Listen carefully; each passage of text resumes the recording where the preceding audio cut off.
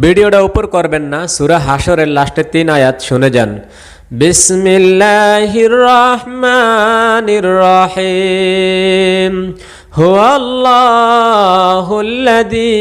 লা ইলাহা ইল্লাহু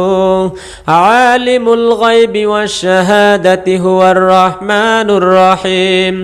হুয়াল্লাহুল্লাযী লা ইলাহা ইল্লাহু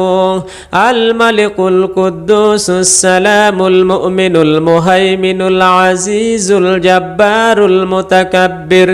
সুবহানাল্লাহি আম্মা يشركون